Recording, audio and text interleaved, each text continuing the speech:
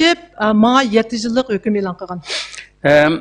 Jeg anslår at det var ca. 1000 kvinner i denne leiren her. 5. november ble en gruppe på 4 tatt ut, og vi ble gitt 7 års straff. Ben muşu halatta 2019 yılı 3. ayının 12. gününe kadar tudum. Bu günü sakçılar beni şaraiti yaxşırak bir yerге orlaştırdı. Çünkü ben uğruklap intayın acızlap ketken. 12. mars 2019, da var jeg blitt så tynn og avkreftet at politiet tok meg med til et sted som hadde litt bedre forhold. Ben tuncu kıtım 3. ayının 18. günü Fransa'ya ailem telefonda alakalaştım. Telefonda alakalaşıştın burun sakçılar bana şu Fransa'daki ailemdekiler sorap kılışkı tigişlik olan sorularının cevaplarını üretti.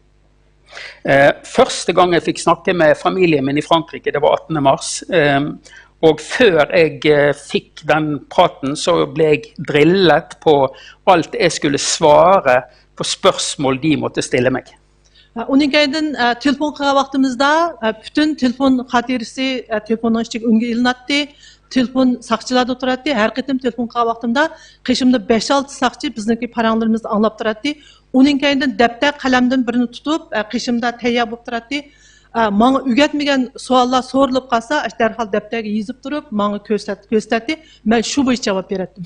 Og hver gang jeg fikk prate med familien da, så satt det ved siden av meg 5-6 politifolk og fulgte med alt som ble sagt. Alt ble jo tatt opp på tape selvfølgelig.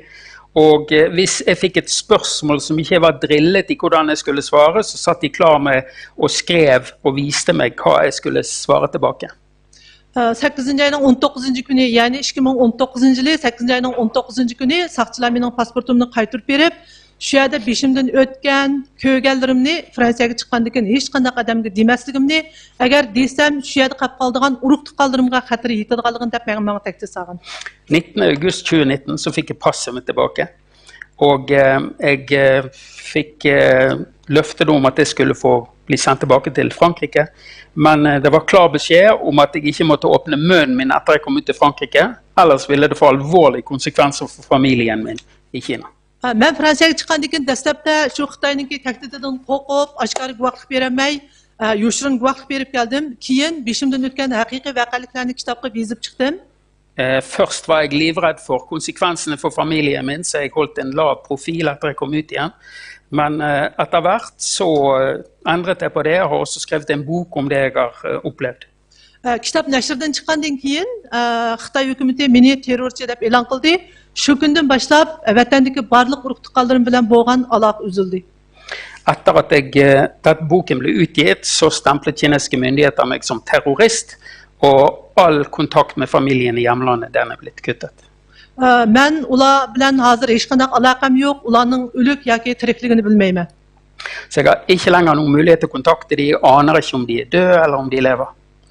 Uchur aloqa taraqqiy qilgan 21. asrda bizningki shu vatandagi urug' tuqqanlarimiz bilan aloqa qilib, shularningki hol ahvolini bilgidak huquqimiz yo'q, shunchalik kichikina huquqdan ayrilib qoldik. I dette århundret her, der alle har kontakt med alle overalt i verden, blir vi altså nektet å ha den enkleste form for kontakt med familien min vår hjemme, bare høre, står det til liv der hjemme, er dere friske? Vi vet ingenting. Hammalar köpten köp rahmet. Tusen takk til alle sammen.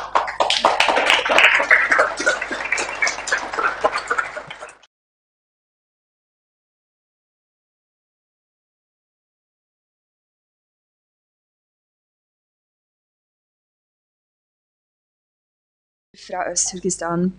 I mars 2017 ble hun beordret til å undervise kinesisk til innesperrede uigurer i interneringsleirene. Hun ble vitne til systematisk tortur, sult og voldtekt av kvinnelige fanger. Voksne mennesker var satt i håndjern både på hånd og beina. Klasserommet var omringet av 8 overvåkingskameraer. Politivakter var på plass for å følge undervisningen. Det bodde mellom 30 og 50 personer i en celle. For å sove byttet de innsatte plass hver 3. time, i håp om å ha nok rom for å sove. Fangene kunne ikke ta en dusj. De fikk kun tillatelse til å bruke toalettet 3 ganger om dagen. Og hver gang hadde de bare 1 minutt på seg. Vær så god, Kalgnor.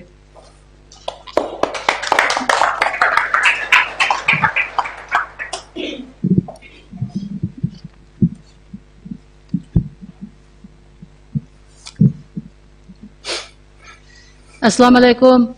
Hürmetli hanımlar, efendiler, suyumlu qarindoshlar. Men vatanimiz Sharq Turkiston Urumchi shahridan jazo lager shoidi Qalbi Nur Sidiq sizlarga salomlar bo'lsin. Igjen, salam alle sammen, både dere som har kommet og dere fra mitt eget folk. Jeg kommer altså fra byen Urumchi i Øst-Turkestan, og jeg er et vitne til det som skjer i disse leirene.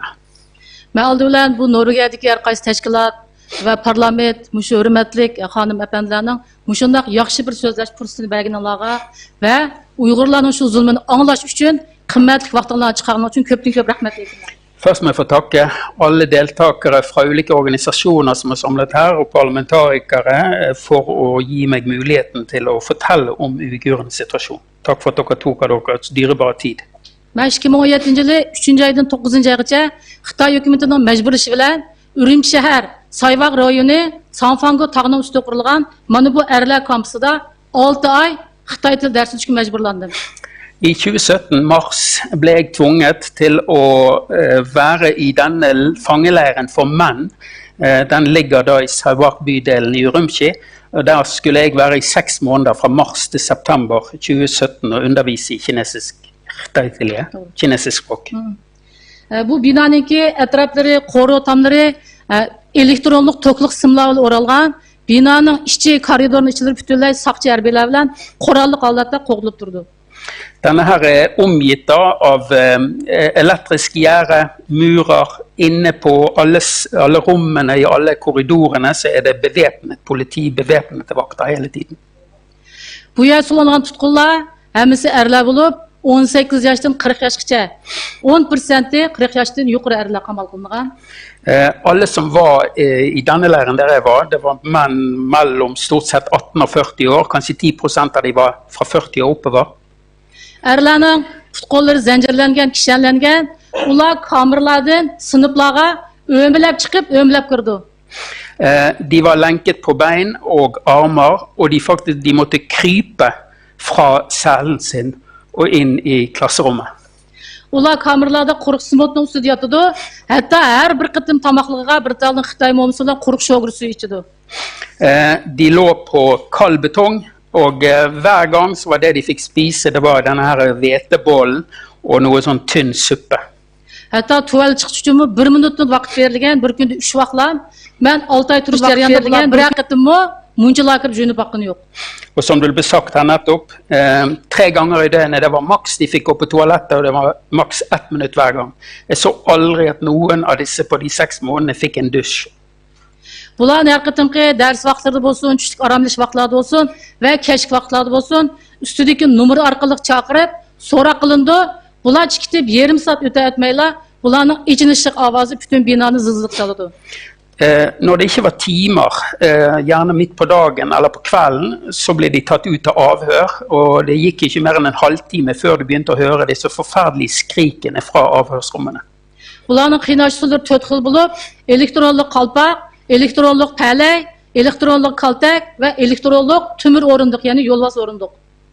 Elektronlik, bir ishkinasi qancha? Elektronlik qalpoq, elektronlik palay. Elektrolog, toklok. Ja. Det var 4 torturmetoder. De trakk en hette over hodet, som også hadde strøm, altså elektrisitet, og hansker som hadde elektrisitet i seg, og elektrisk batong, så de fikk elektriske støt, og så ble de satt i jolvasåndere, og i denne stolen der de altså binder hender og føtter på dem. Bular har qitim so'roqdan keyin haftalab, hattoki oylab darslarga chiqolmaydi. Etter et sånt avhør så var jo ikke disse fangene i stand til å komme på timen på i hvert fall en uke, av og til opp til en måned, for de var så mishandlet. Bular har bir kamerada 30'dan 40'cha adam qisilishib yotadi, ham navbat bo'yicha orom oladi, ham bular yo'tkilib turdi, ya'ni yengillari kep turdi, ko'ndirini akitib turdi. Så det var altså, som det ble sagt, mellom 30 og 40 på hver lille celle, og de måtte altså legge seg ned etter tur fordi det ikke var plass. Og det var hele tiden utskiftninger der folk som hadde vært der en stund ble tatt ut, og så kom det nye. Men 2017 yıl 9. aydan 11. aygacha yani şu Ürümçi Sayvaq rayoni To'g'unga joylashgan mana bu qiz ayollar kampusida hammamiz ko'rib turibmiz, intayin keng, zo'r ko'lamda selingan qiz ayollar kampusida 3 oyga yaqin Xitoy tili dars o'tdim. Etter dette så ble jeg fra september til november i bortimot 3 måneder flyttet til en fangeleir for kvinner. Her ser vi et bilde av den, en veldig stor leir. Bu 6 qavatlik balkonsiz bino bo'lib, bu yerga 10 mingga yaqin qiz ayollar qamal qilingan. Denne det 6 etasjes bygning, og her det fengslet bortimot 10 000 kvinner. Bu yermu saqchi harbiylar bilan qurolliq intayin qattiq qamal qilingan, ular xuddi hozir jangga chiqadigan holatda. Politi og militære som holdt vakt, de var fullt bevæpnet. De var så bevæpnet at de skulle tro de skulle ut i krigen. Bu yerda qiz ayollarningmi %90% 18 yoshdan 40 yoshgacha, 10% 40 yoshdan 70 yoshdan yuqorilarmi bor.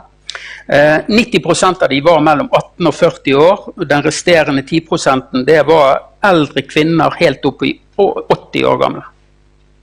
Bu qiz ayollarniki chochlari butunlay tushiritilgan, ustiga mahbus kiyimi kiygan, bular intayin ruhsiz, o'zining hayotidan butunlay umid uzgan holda yashaydi. De var barbert på hodet, gikk i fangeklær, og de var helt uten håp om at de skulle komme ut levende derfra. Bular yana har dushanba kuni noma'lum dori ichidi, ukol urdi va bulardan qon oladi. Shuning bilan bu yerda qiz ayollar umumyuzlik odat to'xtab ketgan. Hver mandag så fikk de tabletter de var nødt til å ta, sprøyte, så ingen av kvinnene hadde menstruasjon lenger. Hatta bola imitayotganlarning sutlar to'xtatilgan. Bola imitayotganlarning sutlar to'xtatilgan. Og de som hadde født barn, og som egentlig ammet barna, all melkeproduksjon i brystene stoppet opp. Bundan sonra eng dehshat o'g'ini Xitoy saqchilari so'roq jarayonida shu qiz ayollarni bosqinchilik olib bordi, ya'ni navbatlashib bosqinchilik qilish, bosqinchilikdan keyin qo'lda elektron to'qmoqlar bilan shularning jinsiy maqsadga tiqish orqali ularni qiynashdan o'zar oldi. Det mest grusomme alle ble utsatt for, det var jo voldtekt. De ble tatt ut etter tur, voldtatt etter tur, og etter en voldtekt så ble de også stukket inn ting i skjeden deres, elektrisk tortur i skjeden. Men eng esimdan chiqmaydigini, men dastlab borgan vaqtimda 18-20 yoshli bir qizniki ikki harbiy zambilda jasadini apmag'idi, o'z ko'zimni ko'rdim. Ana shu yerdan anglasam, bu qiz ojiz to'xtamay 2 oy qansirab o'lib ketgan qizga. En forferdelig ting, jeg husker det ennå, en 18-20 år gammel jente ble tatt ut og voldtatt, og etter denne voldtekten så stoppet jo ikke hun å blø, og døde etter 2 måneder. Meyli kampı lager içinde olsun, yoki sirtida olsun, sirtidagilar usti uchiq turmalarda yashaydi. Ular sirtidagilar ichida yashayotganlar usti uchiq turmada yashaydi. Ularni qarorlik aholi komitetining mana shular tushirgan uqtirishlari bor. Bizning ash vichat to'plarimizda Xitoy saqchilarining majburlashi bilan belgilab bergan doktorxonalarga berib tug'mas operatsiyasi qilindi. Folk som ikke fengslet, de lever jo egentlig i et åpent fengsel også. For eksempel så det da en sånn komité, eller lokalmyndighetene. De utsteder hele tiden forskjellige ordrer. Her det en ordre som sier at kvinner må komme til sykehuset, og der blir de altså sterilisert. Mana bu uqtirishda endi yozilgan, ya'ni